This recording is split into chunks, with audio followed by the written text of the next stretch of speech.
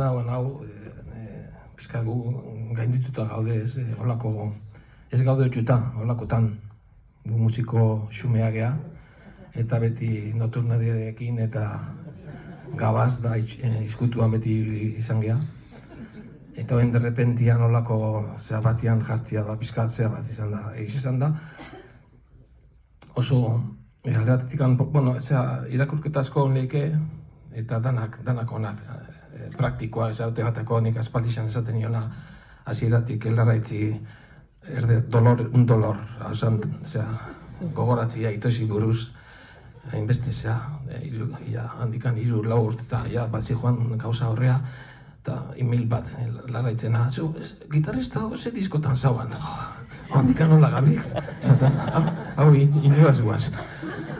Baina azkenean rekuperatzen dugu eta eskertun behar dugu gure aldetikan guretzako horre ondisa da.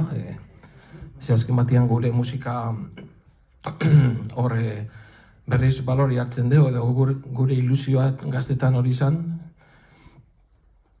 Eta pelikula honekin horrek berriz beste bolta matu eman dio eta pizkat biziblia endu gure musika eta gure, gu geneukan ilusio xalo haiek eta ingenieriarekin.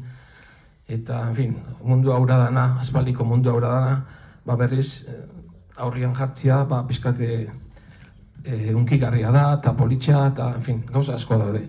Eskertun behar dut dudai gabe ekipo honi, holako ekipoik eta holako kemenik eta holako indarrik gure munduan ez egoen. Gaur egunean igual izango daula, baina ez gaude otxuta horrekin. Eta oso pozik gaude emaitzarekin, guk ikusi eronik 3-4 bider ikusiet. Eta bildurra kentzeko batzuetare, berriz, otxungo naiz honekin. Eta, izan da, jendean agustura dagoen geha, Gijone, Madriden, da kanpoko jendia, taldia ez ezagutu, gustura hartu zuen pelikulia, narratiba, historia, ordan ondoen dezue, eskerrik asko zuei.